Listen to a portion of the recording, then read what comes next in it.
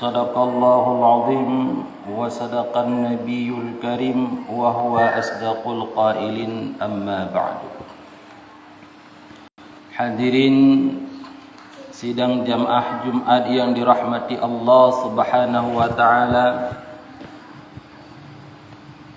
Pertama-tama marilah sama-sama kita mengucapkan puji syukur kehadirat Allah Subhanahu wa taala, yang mana oleh Allah masih memberikan kesempatan kepada kita, masih memberikan sehat badan, sehat pikiran, sehingga pada hari yang berbahagia ini Allah masih mengizinkan kita untuk hadir ke masjid yang kita cintai ini. Guna dan tujuan tidak lain adalah untuk menunaikan satu kewajiban yang telah diwajibkan oleh Allah Subhanahu wa taala. Kemudian daripada itu, selawat dan salam marilah sama-sama kita haturkan keribaan Nabi besar kita Muhammad sallallahu alaihi wasallam, seorang nabi yang diutus oleh Allah Subhanahu wa taala untuk membawa risalah, untuk membawa agama yang diridai oleh Allah Subhanahu wa taala. Nabi Muhammad diutus oleh Allah di tengah kaum Quraisy, di mana manusia pada saat itu belum lagi mengenal Allah Subhanahu wa taala, di mana masyarakat pada saat itu hukum adalah siapa yang berkuasa dialah yang menegak hukum, sehingga antara kaya dan miskin tidak ada beda di antara mereka itu. Maka dilahirkanlah Rasulullah sallallahu alaihi wasallam. Tujuannya adalah untuk memperbaiki peradaban manusia, sebagaimana yang Rasulullah sebutkan di dalam hadis beliau, innama bu'istu liutammima maqarimal akhlaq. Aku diutus oleh Allah Subhanahu wa taala adalah untuk memperbaiki akhlakul karimah daripada manusia. Kenapa? Karena manusia adalah merupakan makhluk yang dicintai oleh Allah Subhanahu wa taala. Karena manusia adalah merupakan makhluk yang pertama diciptakan oleh Allah Subhanahu wa taala. Kita sering mendengarkan di dalam Al-Qur'an saat Allah Subhanahu wa taala berkata kepada malaikat, wa idz qala rabbuka lil malaikati inni ja'ilun fil ardi khalifah. Dan ingat ketika Allah Subhanahu wa taala berkata kepada para malaikat, inni khalifah, bahwa sesungguhnya aku akan menciptakan khalifah di atas permukaan dunia ini. Apa yang dijawab oleh para malaikat? Qalu mayufsiduna fiha. Wahai Allah, mereka nanti akan saling bunuh-membunuh, akan saling mengalahkan satu sama lain. Apa dijawab oleh Allah Subhanahu wa taala? Qala inni a'lamu ma la ta'lamun. Aku lebih mengetahui daripada kalian. Ini adalah membuktikannya bahwasanya kita adalah merupakan manusia, adalah orang yang dicintai, makhluk yang disayang oleh Allah Subhanahu wa taala. Namun itu tergantung kepada diri kita. Apakah kita ingin mendekatkan diri kita dengan Allah ataupun kita ingin menjauhkan diri kita daripada Allah Subhanahu wa taala. Hadirin sidang jamaah Jumat yang dirahmati oleh Allah Subhanahu wa taala, maka pada kesempatan hari yang berbahagia ini, izinlah khatib untuk menyampaikan khutbah dengan tema sesuai dengan hadis Rasulullah sallallahu alaihi wasallam, bersegeralah kita dalam beramal kebaikan. Hadirin yang dimuliakan oleh Allah Subhanahu wa taala, di dalam sebuah hadis Rasulullah sallallahu alaihi wasallam pernah mengatakan, ightani khamsan qabla khamsin, syababaka qabla haramika, wa sihataka qabla saqamika, wa ghinaka qabla faghrika, wa figharaka qabla syughlika, wa hayataka qabla mautika. Di mana di dalam hadis tersebut Rasulullah sallallahu alaihi wasallam mengingatkan kepada kita, di mana kita adalah merupakan manusia. Hari ini kita anak-anak, besok dewasa, dan besok menghadapi masa tua, dan selanjutnya akan kita dikenang sebagai almarhum. Sehingga persiapan bekal apa yang akan kita bawa nanti saat kita berada di alam barzakh, saat kita berada di alam barzakh, di alam di mana berbeda dengan alam dunia. saat kita berada di mahsyar, di mana di situ seluruh amal kebaikan, baik ataupun buruk, kecil ataupun besar, semuanya akan dimintai pertanggungjawaban oleh Allah Subhanahu wa taala. Kenapa katakan demikian? Karena segala amal ibadah yang kita kerjakan di dunia ini, baik sedekah maupun lain-lain sebagainya, itu tidak akan sia-sia, melainkan itu semua akan dimintai pertanggungjawaban oleh Allah nanti di hari akhirat, dan akan dibalas oleh Allah Subhanahu wa taala semuanya. Sebagaimana yang sering kita dengarkan di dalam Al-Quran, وَمَنْ يَعْمَلْ مِثْقَالَ ذَرَّةٍ خَيْرًا يَرَهُ وَمَنْ يَعْمَلْ مِثْقَالَ ذَرَّةٍ شَرًّا يَرَهُ. Sedikit kebaikan yang akan kita buat akan dibalas oleh Allah juga sedikit. Sedikit keburukan yang kita buat pun akan dibalas oleh Allah Subhanahu wa taala. Maka oleh karena demikian, hadirin yang dimuliakan oleh Allah, selama hayat masih dikandung badan, marilah kita renungkan sebuah hadis Rasulullah sallallahu alaihi wasallam, di mana Rasulullah mengingatkan kita agar kita menjadi hamba-hamba yang beruntung, agar kita menjadi hamba-hamba yang dekat dengan Allah Subhanahu wa taala. Secara naluri manusia, tidak ada manusia yang ingin hidup dalam keadaan susah. Secara naluri manusia, tidak ada manusia yang ingin hidup dalam keadaan rugi. Baik kita dalam berdagang, pasti menginginkan kita untung yang banyak. Tidak ada manusia dalam sejarah dalam berdagang ingin mendapatkan kerugian.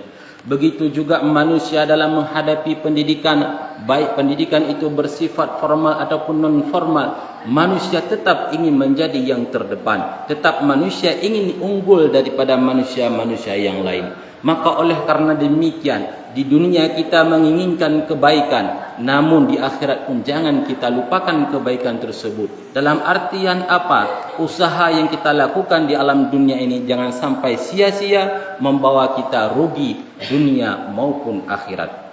Maka oleh karena demikian, hadirin yang dimuliakan oleh Allah Subhanahu wa taala, Rasulullah sallallahu alaihi wasallam jauh-jauh hari telah mengingatkan kepada kita, ightani khamsan qabla khamsin. Pergunakanlah 5 perkara sebelum datang 5 perkara. Rampas 5 waktu tersebut, kata Rasulullah, sebelum datang 5 waktu tersebut. Apa 5 waktu tersebut, kata Rasulullah sallallahu alaihi wasallam? Syababaka qabla haramika. Masa muda sebelum datang masa tua. Ini adalah merupakan peringatan daripada Rasulullah sallallahu alaihi wasallam, kesempatan bagi kita untuk mencari ilmu, kesempatan kepada kita untuk berbuat kebaikan itu ada pada masa muda. Maka kata Rasulullah, persiapkanlah masa muda sebelum masa muda tersebut dijemput oleh masa tua. Kenapa? Karena masa tua nanti kita sudah disibukkan dengan berbagai hal yang kadang-kadang mungkin, maaf, ada kala kita yang hilang akal, ada kala yang tidak sanggup lagi kita berbicara ataupun hilang pendengaran. Maka oleh karena demikian Rasulullah mewanti-wanti kepada kita sebagai umatnya, pergunakanlah masa muda dengan sebaik-baiknya untuk apakah mencari ilmu ataupun untuk beribadah kepada Allah Subhanahu wa taala. Itu yang pertama. Kemudian yang kedua, kata Rasulullah sallallahu alaihi wasallam, wasihataka qabla saqamika. Kesehatan qabla saqamika, sebelum datang masa sakit. Ini adalah merupakan satu hal bukan saja daripada pemerintah menganjurkan kepada kita untuk menjaga, yaitu kesehatan, tapi agama pun memerintahkan kepada kita masa sehat, masa di mana kita berkesempatan berbuat kebaikan. Maka kata Rasulullah sallallahu alaihi wasallam, pergunakanlah masa sehat tersebut sebelum datang masa sakit. Kenapa? Karena banyak di antara kita manusia yang mana dikala kita sudah mendatangi ajal sakratul maut, disitulah kita baru sadar ingin berbuat kebaikan. Maka bila mana ajal telah menjemput kita, tidak ada lagi kesempatan kepada kita untuk berbuat kebaikan. Maka oleh karena demikian, hadirin yang dimuliakan oleh Allah Subhanahu wa taala, selama masa kesehatan, selama masih ada tenaga kepada kita, cobalah kita berbuat kebaikan-kebaikan yang mana kebaikan tersebut bisa mendekatkan diri kita kepada Allah Subhanahu wa taala. Kemudian yang ketiga, kata Rasulullah sallallahu alaihi wasallam, wa ghinaka qabla faghrika. Kaya, maka pergunakanlah, kata Rasulullah, qabla faqrika, sebelum datang masa fakir. Masa di mana Allah memberikan harta kepada kita, kesempatan bagi kita untuk mengeluarkan zakat, ataupun kesempatan kepada kita untuk membantu fakir miskin, ataupun kesempatan kepada kita untuk berbuat amal-amal kebaikan, maka pergunakanlah harta tersebut yang telah dititipkan oleh Allah Subhanahu wa taala kepada kita sebelum kita mengalami masa fakir. Masa fakir di mana masa kita tidak bisa memiliki harta, jangankan kadang-kadang untuk memberikan kepada orang lain, kadang-kadang untuk diri kita pribadi pun kadang-kadang tidak cukup. Maka oleh karena demikian, hadirin yang dimuliakan oleh Allah Subhanahu wa taala, selama harta diberikan oleh Allah Subhanahu wa taala, cobalah kita pergunakan di jalan yang baik, di jalan yang diridai oleh Allah Subhanahu wa taala.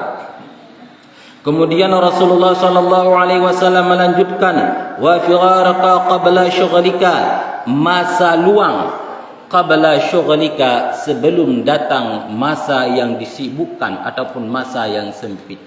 Waktu luang, waktu di mana kita bisa berbuat kebaikan, maka pergunakanlah waktu tersebut sebelum kita disibukkan oleh hal-hal yang dapat melalaikan kita untuk mengingat Allah Subhanahu wa taala. Kemudian yang terakhir kata Rasulullah sallallahu alaihi wasallam, wa hayataka qabla mautika, kehidupan, hidup engkau qabla mautika, sebelum datang kematian engkau.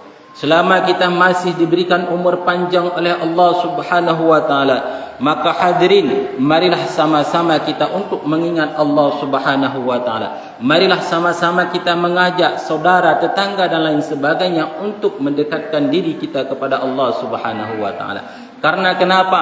Karena kehidupan adalah merupakan tempat kita untuk beramal, sedangkan akhirat, alam barzakh, adalah tempat di mana kita dituntut hasil daripada amalan tersebut. Maka banyak amal yang kita bawa, maka kita akan mendapatkan kebahagiaan. Tetapi kalau sedikit ataupun tidak ada amal sedikit pun, maka penyesalan itu akan datang. Sebagaimana yang Allah sebutkan di dalam Al-Quranul Karim, apabila telah datang ajal kamu, la yastakhiruna sa'atan wa la yastaqdimun, maka Allah tidak akan mengundurkan dan akan tidak pula Allah akan memajukan daripada umur kita. Hadirin yang dimuliakan oleh Allah Subhanahu wa taala, itu adalah merupakan peringatan, wanti-wanti daripada Rasulullah sallallahu alaihi wasallam agar umatnya, agar hambanya Allah selamat nanti di hari akhirat.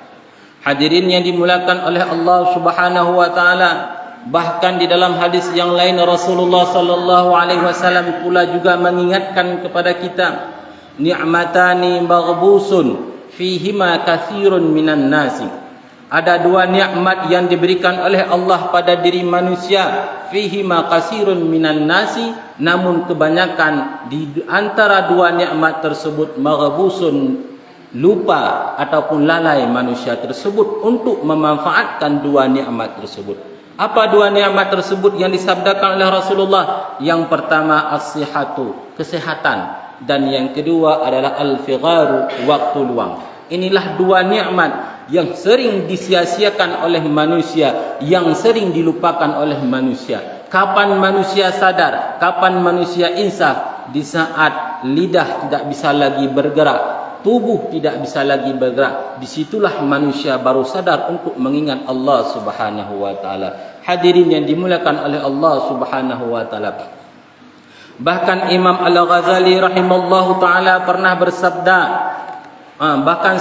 bahkan Imam Al-Ghazali rahimallahu taala pernah mengatakan di dalam kitab beliau, arba'u la ya'rifu qadraha illa arba'atun. Ada empat golongan manusia, ada empat perkara, yang mana empat perkara tersebut tidak akan diketahui kecuali oleh empat golongan ataupun oleh empat perkara tersebut.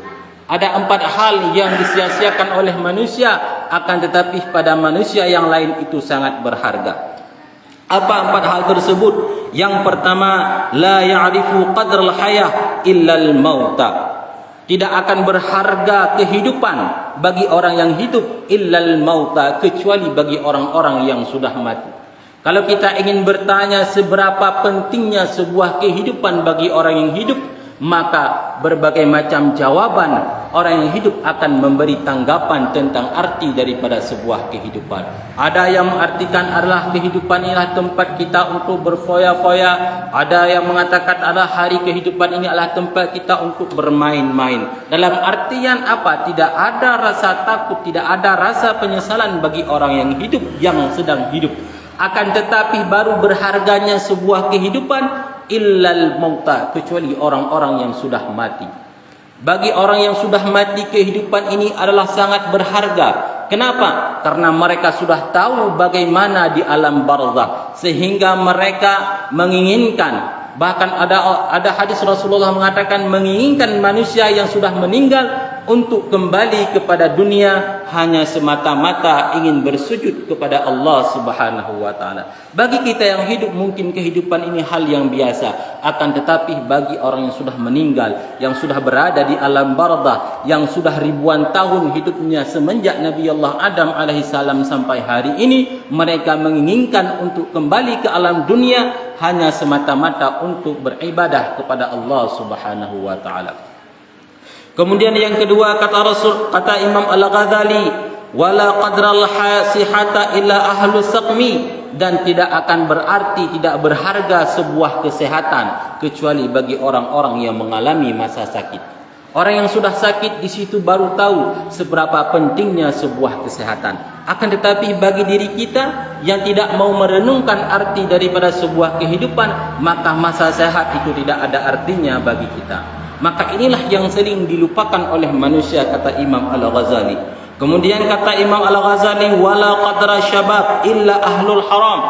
Tidak akan diketahui seberapa pentingnya masa muda, masa di mana kesempatan bagi kita untuk berbuat kebaikan, illa ahlus saqmi, kecuali ahli-ahli yang sudah tua.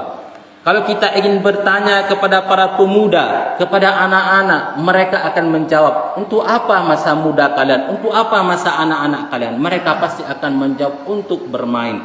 Akan tetapi seberapa pentingnya yaitu masa muda, maka kita harus bertanya kepada orang-orang yang sudah tua, seberapa pentingnyakah masa muda? Maka orang yang muda kadang-kadang mereka terlena dengan kehidupan, apalagi zaman sekarang kita yang berbagai macam teknologi yang telah muncul di negeri kita. Maka kalau kita tidak memperbaikinya, tidak memberi kesempatan dengan kebaikan, maka akan terjerumus kepada hal-hal yang tidak baik.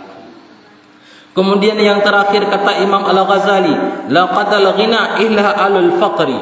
Tidak akan berguna sebuah harta kekayaan kecuali daripada ahli-ahli fakir. Kalau kita mengatakan kepada orang kaya 1 juta mengeluarkan uang 2, 3 sampai 10 juta mungkin hal yang biasa bagi mereka. Kenapa? Karena mereka masih diberi kekayaan oleh Allah Subhanahu wa taala. Akan tetapi seberapa berharganyakah uang 10.000, 1.000 rupiah? Itu bisa kita tanya kepada orang fakir miskin.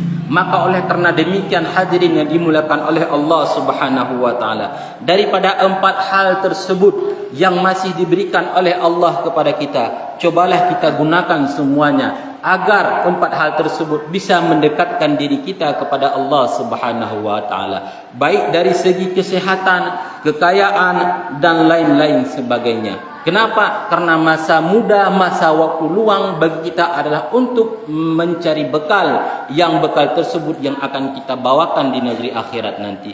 Dikala saat manusia sudah masuk di alam barzakh, maka disitulah manusia akan dinampakkan semua kebaikannya, akan dinampakkan semua yaitu keburukannya. Maka di saat itulah manusia akan mengalami masa menyesal dan daripada apa yang telah diberikan oleh Allah Subhanahu wa taala. Maka selama kita masih diberikan umur panjang oleh Allah Subhanahu wa taala, hadirin yang dimuliakan oleh Allah Subhanahu wa taala, marilah sama-sama kita mempersempatkan diri kita untuk mengingat Allah Subhanahu wa taala. Karena tidak ada jalan yang berhasil bagi kita yang tempuh di alam dunia ini melainkan hanya mendekatkan diri kita kepada Allah Subhanahu wa taala. Amin amin ya rabbal alamin. Mudah-mudahan apa yang kami sampaikan pada hari ini menjadi bahan renungan dan amal kebaikan kepada kita nanti di hari akhirat. Amin amin ya rabbal alamin. الحمد لله والصلاة والسلام على رسول الله سيدنا محمد بن عبد الله وعلى آله وصحبه أجمعين.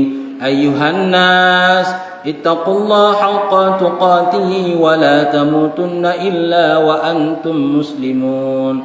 بسم الله الرحمن الرحيم. قل هو الله أحد الله الصمد لم يلد ولم يولد ولم يكن له كفوا أحد. بارك الله لي ولكم في القرآن الكريم ونفعني وإياكم بما فيه من الآية وذكر الحكيم وتقبل مني ومنكم تلاوته إنه السميع العليم.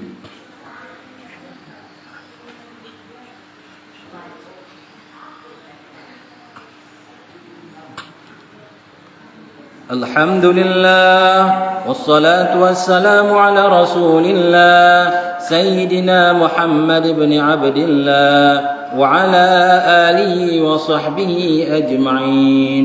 أيها الناس اتقوا الله حق تقاته ولا تموتن إلا وأنتم مسلمون. بسم الله الرحمن الرحيم. إنا أعطيناك الكوثر فصل لربك وانهر إن شانئك هو الأبتر. اللهم اغفر للمسلمين والمسلمات والمؤمنين والمؤمنات الأحياء منهم والأموات برحمتك يا أرحم الراحمين. ربنا ظلمنا أنفسنا وإن لم تغفر لنا وترحمنا لنكونن من الخاسرين. ربنا آتنا في الدنيا حسنة وفي الآخرة حسنة وقنا عذاب النار والحمد لله رب العالمين.